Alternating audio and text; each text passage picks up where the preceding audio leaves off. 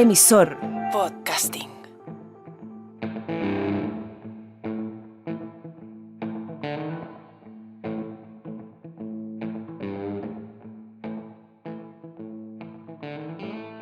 A comienzos de este siglo, la conocida zona veraniega de Reñaca se transformó en un lugar de una violencia extrema hacia las mujeres.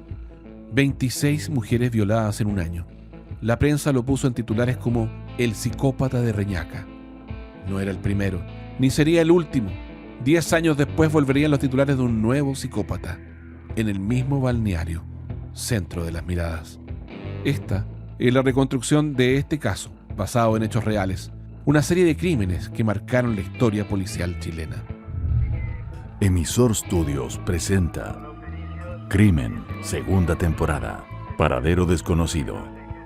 Episodio 5, El violador de Reñaca.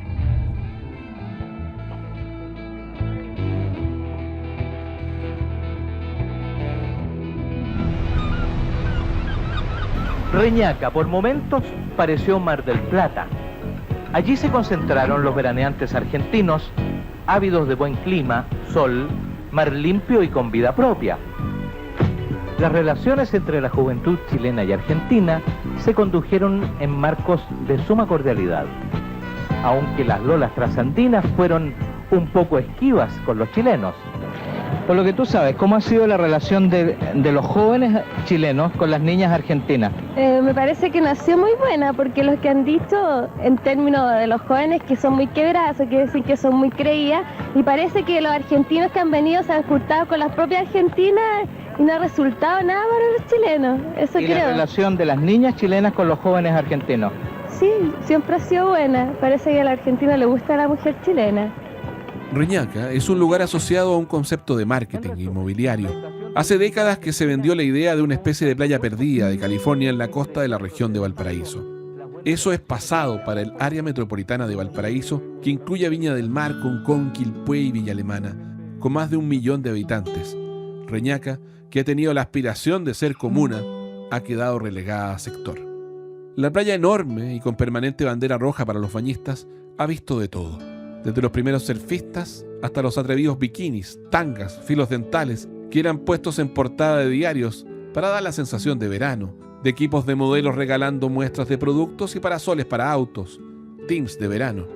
Argentinos y brasileños se disputaban el lugar de privilegio de este lugar emblemático, de esa sensación de libertad y playa. Viña tiene festival. El sector de la playa poblado de segundas viviendas, el sector alto que tiene poblaciones de gente trabajadora fundada en los años 60. Como paisaje de fondo hay otros temas que se van juntando para ser parte de la historia trágica del sector de Reñaca. La Crónica Roja apoda a los violadores o asesinos como psicópatas y luego pone el lugar de los crímenes, el territorio donde opera. Hemos visto portadas de psicópatas y violadores de Maipú, Placilla, del Cerro San Cristóbal, La Dehesa, Alto Hospicio. La idea de un asesino y violador de mujeres siembra el pánico en zonas como si un depredador acechara a sus presas. Cierta indefensión de esa extrema violencia en contra de las mujeres se apodera de todo lo que toca. La búsqueda en internet de la frase violador de Reñaca tiene muchos resultados. 12.000 entradas a diferentes contenidos de prensa, libros, artículos, notas. Los más antiguos resultados de esta búsqueda se refieren a los denominados psicópatas de Viña del Mar, Jorge Sagredo y Carlos Top Collins. 10 asesinatos y 4 violaciones entre el 5 de agosto de 1980 y el 1 de noviembre de 1981. Las víctimas, en su mayoría, eran parejas que intimaban en la complicidad de la noche, donde procedían a ser abordados por la pareja de carabineros, con pasamontañas tapando su rostro, guantes y con un similar modus operandi. Asesinaban al hombre, violaban a la mujer. A veces no dejaban rastros. A veces robaban autos, dinero. Según las pericias y los testimonios de sobrevivientes, eran implacables. Sus crímenes los cometieron en varios sectores de Viña del Mar. Uno de ellos, el de un taxista, al que robaron el vehículo. Su cuerpo fue encontrado en un sector de Reñaca Alto. La sensación de pánico durante esos 14 meses era una constante en la ciudad jardín. Terror colectivo en la población, que solo terminó cuando fueron apresados en marzo de 1982. Finalmente, los sentenciaron a pena de muerte y fueron fusilados el 29 de enero de 1985. 16 gendarmes en la madrugada acribillaron a los 2 criminales, los últimos en recibir la pena de muerte en Chile, antes de ser abolida el 2001. 6:25 de la madrugada y hace solo algunos momentos hemos salido del antiguo penal de Quillota, donde se efectuó la doble ejecución de los condenados a muerte por los crímenes de Viña del Mar, Jorge Sagredo Pizarro y Carlos Alberto Topcolin. Lo que pudimos observar en el interior y en términos generales, los 2 internos salieron al patio donde se efectuó la ejecución a las 5:49 de la madrugada. A las 5:52 se produjo el doble fusilamiento. Y los médicos, que fueron los encargados de examinar a los 2 reos, los doctores Vargas y Díaz, se retiraron a las 5:57. Los cuerpos fueron sacados del patio donde se efectuó el doble fusilamiento a las 5:59 de la madrugada. De esta forma se puso término y se dio cumplimiento a la sentencia de reemplazo que había dictado el 17 de enero pasado la tercera sala de la Corte Suprema.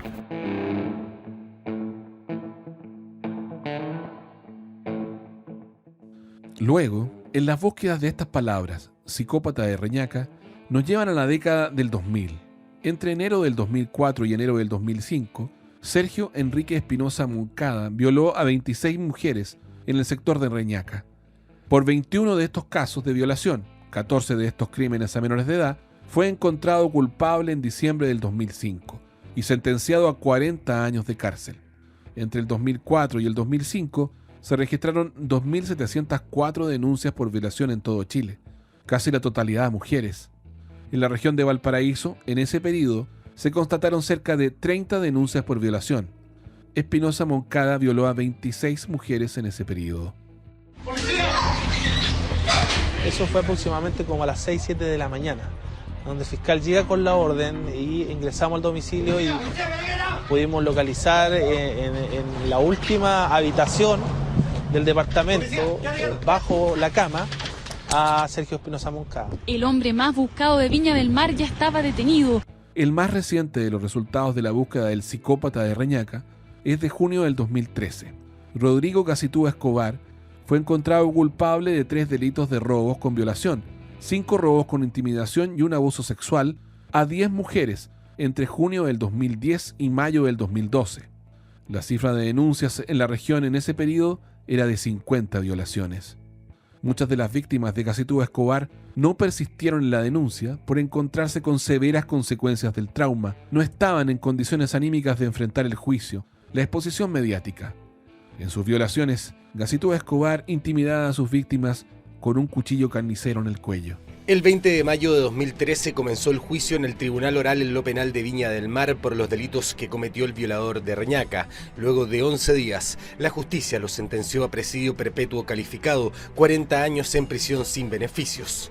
Rodrigo Gacitúa fue acusado de violar a 10 mujeres, pero la fiscalía solo pudo acreditar 6 casos, ya que las otras víctimas no se presentaron a declarar.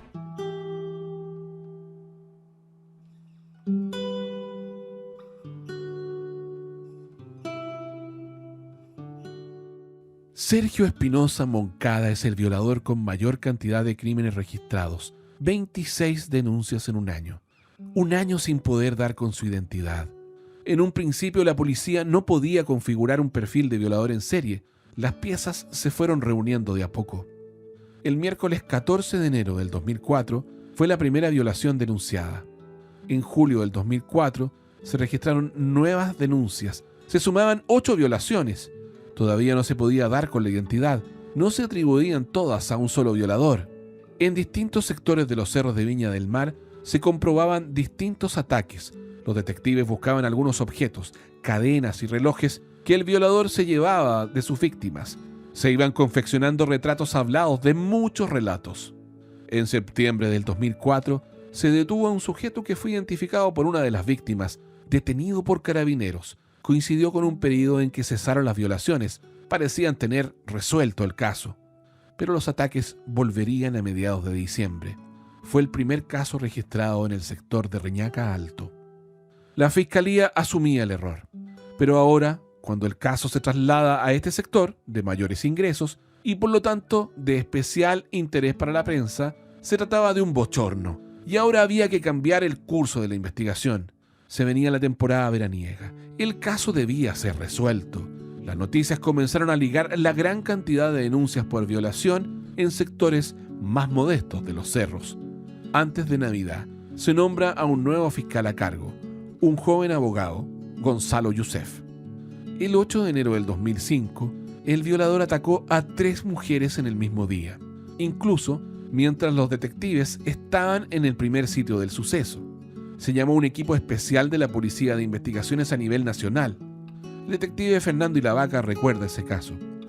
Estaba como subdirector operativo y dentro de mi labor de control de la unidad operativa a nivel nacional me llegaba el reporte o minuta o memorando de todos los hechos de importancia a nivel nacional, por región.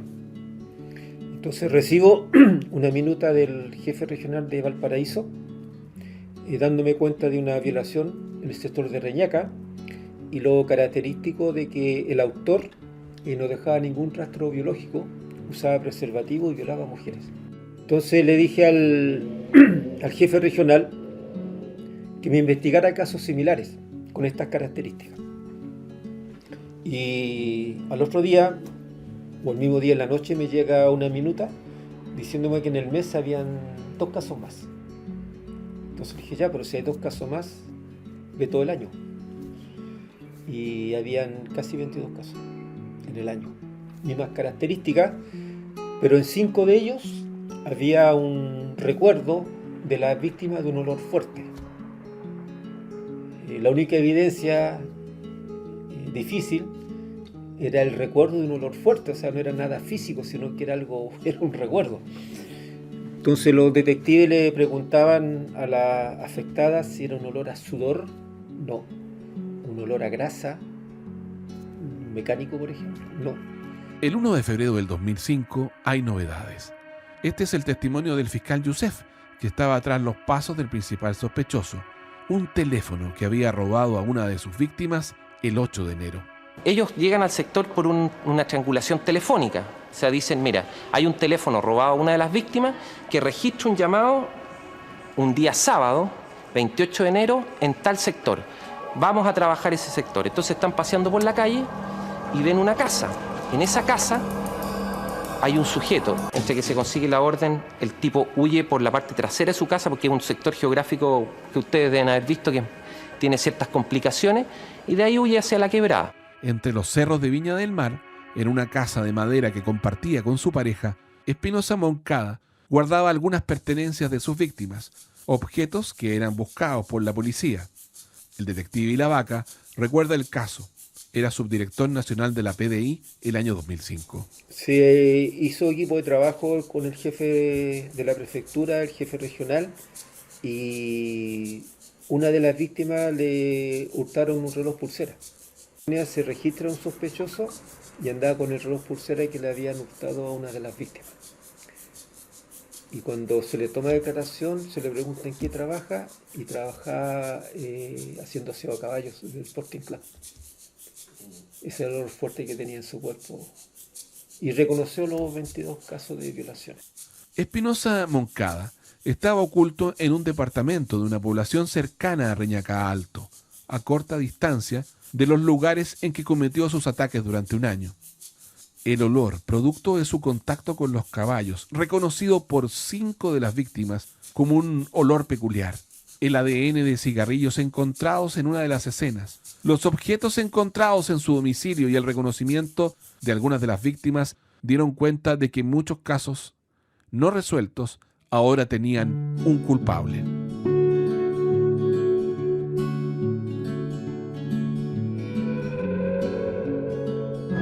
Víctimas concurrieron al cuartel a reconocer al sujeto, ratificándose 5 denuncias en su contra, aunque se investigan alrededor de 20. Recién en marzo del 2005 se sabría la cantidad de violaciones cometidas por Espinosa Moncada. Hasta ahora es imposible saber la cantidad de mujeres que violó y que no fueron denunciadas.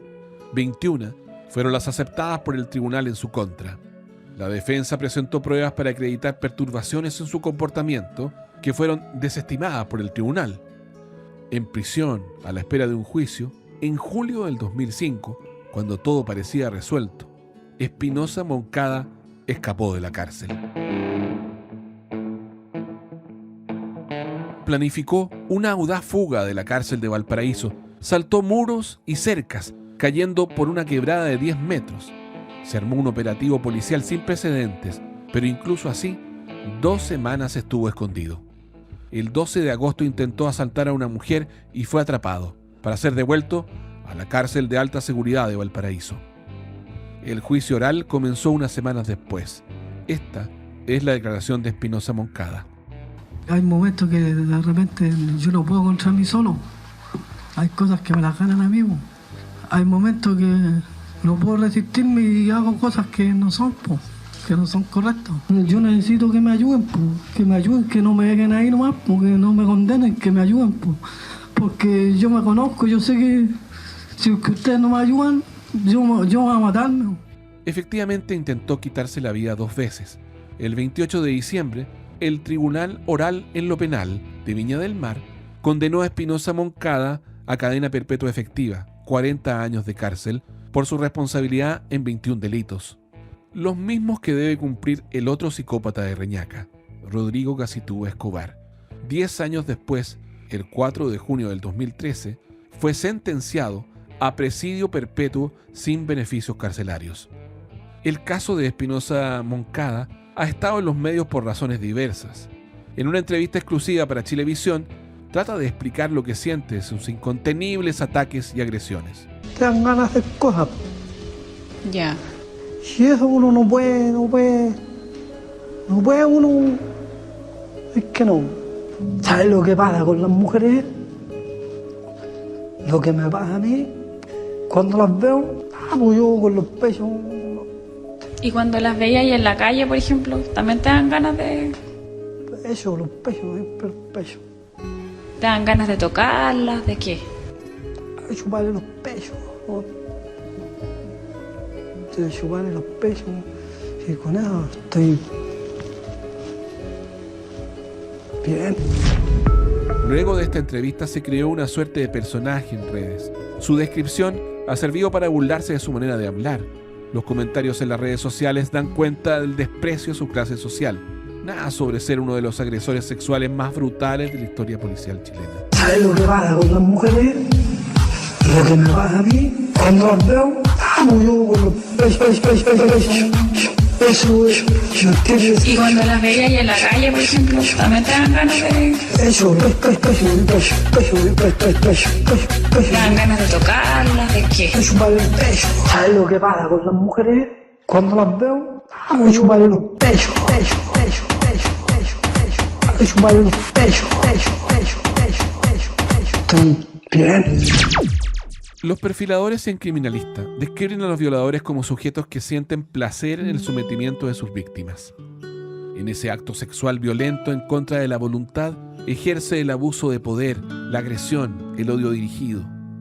Vuelven a los mismos territorios, resignifican lugares y se sienten validados en cada uno de sus crímenes.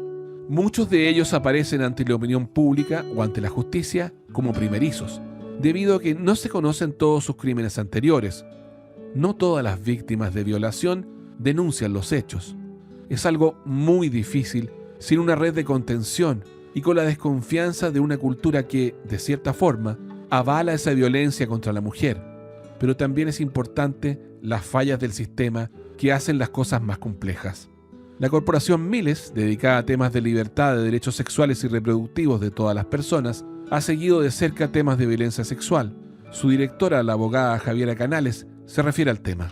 Nuestro Código Penal señala de que menor de 14 años siempre va a ser violación. Ya no hay circunstancias para las víctimas menores de 14 años. Mayores de 14 años, el legislador señala fuerza e intimidación, es decir, la víctima tiene que intentar repeler por medio de la fuerza la agresión. Entonces la carga va puesta en la víctima. Y las circunstancias son fuerza, intimidación, incapacidad para oponer resistencia y enajenación mental. ¿Ya? Nunca habla de consentimiento el Código Penal. Entonces, si nosotros nuevamente nos vamos a una definición internacional de lo que es violencia sexual o de lo que es violación, es mucho más amplio, es decir, es pasar por la voluntad de la persona, reducirla y violarla. ¿ya? Entonces, en ese sentido, de acuerdo a nuestro Código Penal, hay muchas denuncias por violación y hay muy pocas condenas por el delito de violación, porque el estándar de convicción probatoria de los delitos sexuales en Chile es demasiado alta, ¿ya? Porque las circunstancias también son estrictas y la carga de la prueba la va a tener siempre la víctima. Y estos delitos se cometen en espacios muy reducidos, en espacios de confianza, en donde no hay testigos, donde no hay pruebas, donde no hay cámara, donde en definitiva es la palabra de la víctima en contra del agresor. Se demora mucho tiempo también en denunciar, entonces las pocas pruebas que eventualmente puede tener a nivel biológico o físico van a ir desapareciendo con el tiempo. Entonces, generalmente es la mente y la psiquis de la víctima la que queda sujeta a pericia. El estándar de convicción probatoria en materia de delitos sexuales es muy compleja. En Chile además hay muy pocos peritos, ¿ya? Por ejemplo, nosotras llevamos causa de delitos sexuales y una mujer se demoró 5 años en denuncia, 3 años en denuncia, incluso 2 semanas en denuncia.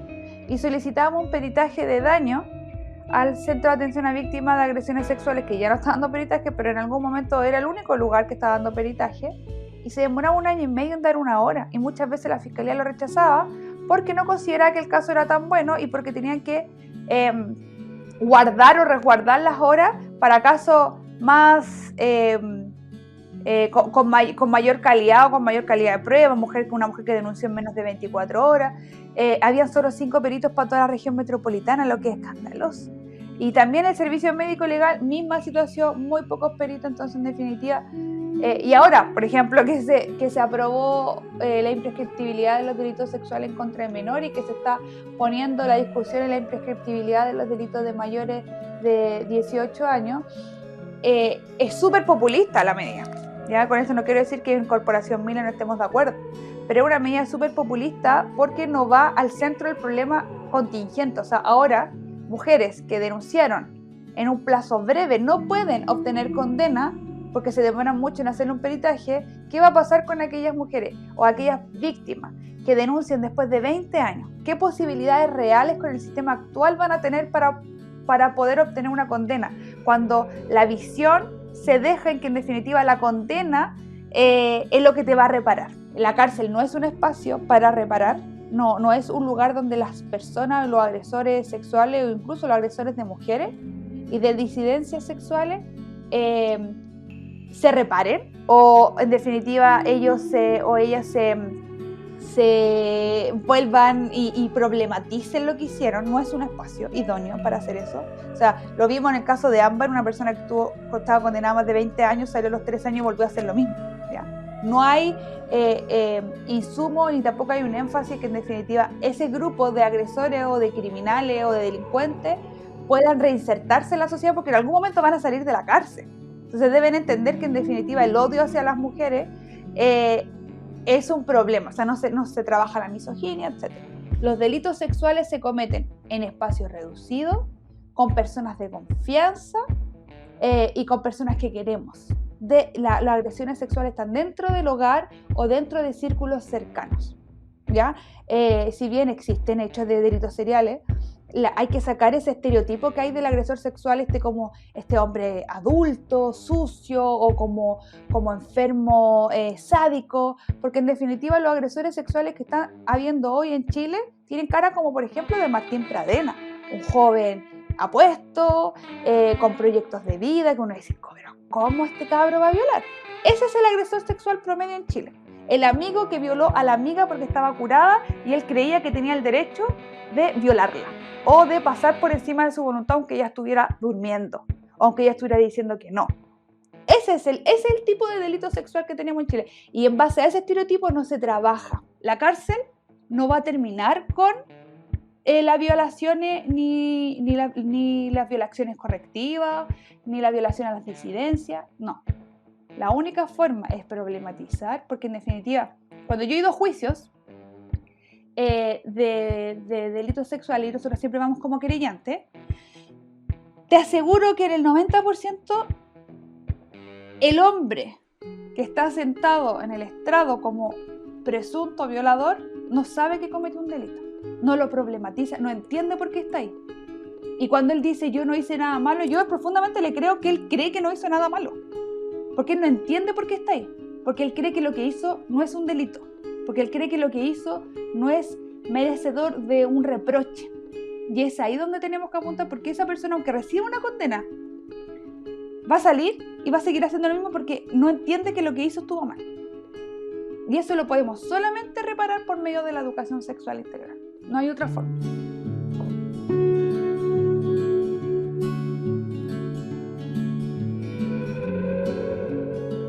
Las pruebas son clave en estos casos, la evidencia científica, pero también el cuidado en el testimonio de las víctimas y en los interrogatorios a sospechosos. Esta es la visión, en este caso, del detective Fernando Ilavaca. Aquí lo importante de resaltar es la labor del detective que toma la declaración. Porque él tiene que tener una empatía con la afectada, no cruzar el límite de que la afectada se siente intimidada por la policía, se sienta violentada en recordar un hecho traumático para ella, y la habilidad que él debe tener para conseguir una comunicación 100% con lo que él está preguntando y que pueda sacar algo que sirva, porque acá no teníamos nada de nada. Entonces, gracias al reloj pulsera y al olor fuerte, era lo único que teníamos. Entonces, cuando nosotros detenemos a un sospechoso, tenemos que comparar lo que yo sé con lo que puedo sacar con el detenido. Ya no es un entrevistado afectado, es un entrevistado sospechoso de un delito. Entonces ahí el detective tiene que tener otra habilidad para cambiar su rol y sacar la verdad del detenido. Entonces no es fácil, porque si el detective no tiene esa habilidad, tanto la afectada se puede cerrar y se acabó la comunicación, o el detenido. A veces nos pasaba en homicidio que le preguntamos al detenido con quién quieres hablar, con quién quieres desahogarte, y miraba con el señor que está de azul, porque le cayó más simpático, lo encontró más agradable para él, y ese detective tomaba el rol de entrevistarlo, y de él dependía la investigación, porque él quería hablar con él, no quería hablar con el jefe, porque le cayó mal, porque lo encontró, no sé. Entonces acá el detective, el rol fue el del detective, no fue del subdirector ni del jefe regional. Nosotros somos orientadores de lo que se debe hacer, pero el que tiene el rol principal es el que entrevista a la persona.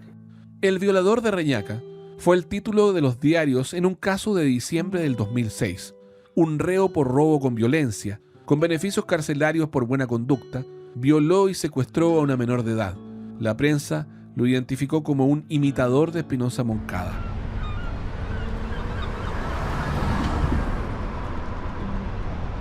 En mayo del 2016, las noticias reportaban acerca de un nuevo violador de Reñaca, José Mazuela, un ex reo con diversas condenas desde 1981 por hurto, luego 1984 acusado de sodomía, 1995 por violación y abuso sexual, 2004 abuso sexual y robo con violencia, 2014 condenado por 3 años y un día por abuso sexual. Saldría antes de la cárcel por libertad condicional. Trabajaba en los estacionamientos de autos en el sector de la playa. Reconocido por los vecinos, se le hizo una funa para que abandonara el sector.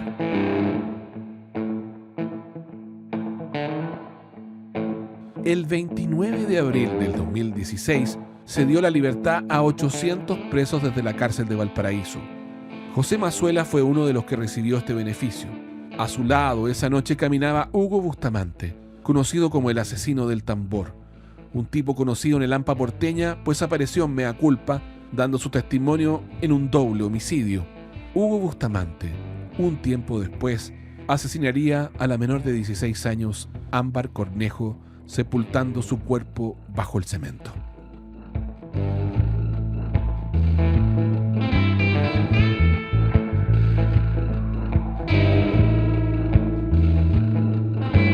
Crimen es una producción de Emisor Studios y Relato. Dirección y locución, Marco Silva. Guión de Paula Ilavaca y Marco Silva. Producción, Sergio Fortuño, Paula Ilavaca y Marco Silva. Música, Juan Ignacio Ramos. Edición, Sergio Fortuño. Archivo de prensa de Canal 13. Gracias a Fernando y la Vaca, Carlos Pinto, al psicólogo experto en perfiles criminógenos Julián Navarro, a la Fiscalía Provincial del Cusco, Perú, y a los expertos y especialistas entrevistados para este programa. Todos los derechos reservados.